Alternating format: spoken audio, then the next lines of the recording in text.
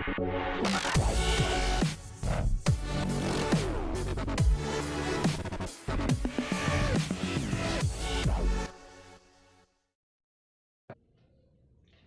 shalom saudaraku, berjumpa kembali dalam acara Sapa Jemaat di Rumah. Nah saudara, kali ini saya ingin melanjutkan video yang kemarin, masih di dalam kitab Matius pasal yang pertama. Nah kali ini saya ingin membahas ayat yang kelima. Ya, di ayat yang kelima berkata demikian. Salmon memperanakkan Boas dari Rahab, Boas memperanakkan Obed dari Rut, Obed memperanakkan Isai. Isai ini adalah ayah daripada Raja Daud. Tetapi yang saya mau garis bawahi bukan itu, melainkan satu tokoh perempuan yang dicatat di sana, yaitu Rut. Nah, mengapa Rut menjadi catatan penting bagi saya? Karena saudara-saudara, kita semua tahu Rut adalah seorang perempuan, dia bukan orang Yahudi, dia adalah orang Moab, ya, yang karena sebuah peristiwa dia kemudian Dia kemudian menjadi bagian dari orang Yahudi, menikah dengan Boas lalu melahirkan Obed. Nah, kita lihat dulu sejarahnya ke belakang. Mengapa Rut bisa ada di bagian ini? Sebelum Rut ada, kita semua tahu ada seorang tokoh wanita dalam Alkitab yang dicatat bernama Naomi. Naomi ini, saudaraku, menikah dengan Elimelek dan mereka tinggal di Bethlehem. Suatu ketika di Bethlehem mengalami apa yang namanya kelaparan. Nah, situasi ini tentu membuat Elimelek dan Naomi berpikir bagaimana mereka bisa keluar dari krisis ini.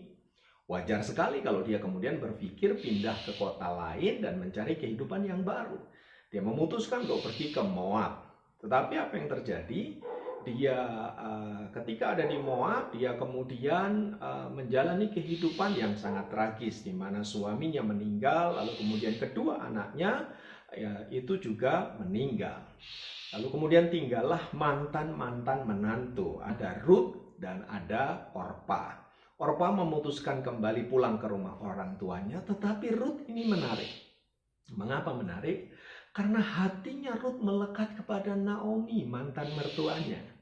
Bukan saja soal melekat bahwa dia mencintai mertuanya, tetapi karena dia tahu bahwa Naomi punya Allah yang luar biasa. Maka dikatakan oleh Rut di sana, Allahmu juga adalah Allahku. Nah, saudara-saudara, lalu kemudian mereka berdua pulang kembali ke Bethlehem dalam keadaan tangan hampa, dalam keadaan miskin, dalam keadaan papa dan tidak berdaya. Tetapi lihat, ya, karena Naomi bersama dengan Rut, dan Rut adalah orang yang percaya kepada Allah Yehova, dan percaya bahwa Allah adalah penolongnya, bahwa Allah adalah pelindungnya, bahwa Allah adalah penyelamatnya. Akhirnya lewat Rut, Naomi diberkati oleh Tuhan. Rut kemudian menikah dengan Boas, lalu kemudian ia melahirkan Obed. Lalu Obed melahirkan Isai, lalu kemudian Raja Daud, dan kemudian Tuhan Yesus. Saudaraku, kita lihat kisah ini menarik sekali. Ketulusan hati Rut mencintai mantan mertuanya, mencintai seorang perempuan yang rapuh sendirian, bahkan merawat di masa-masa tuanya. Ternyata itu melahirkan suatu hal yang luar biasa.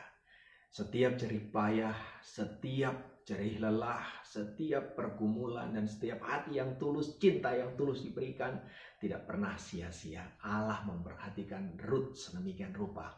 Saudara-saudara, kita lihat bahwa keadaan apapun yang dialami oleh anak-anak Tuhan, ketika mereka percaya kepada Allah, penyertaan Allah, kasih Allah, keselamatan yang dari Allah, maka dia tidak ditinggalkan sendirian. Keadaan boleh hancur, situasi boleh terpuruk, bahkan mungkin kita tidak punya apa-apa.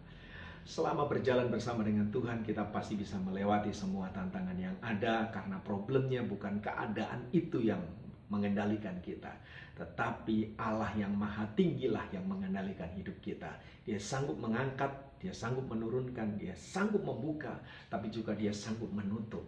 Nah, kalau Tuhan sudah mengangkat hidup seseorang, maka tidak ada sesuatu pun yang bisa menurunkannya. Maka mari tetap percaya kepada Tuhan dan yakin bahwa Allah bersama dengan kita dan menjadikan kita orang-orang yang luar biasa dalam Tuhan. Tetap semangat dan jadi berkat. Tuhan Yesus memberkati Anda. Amin.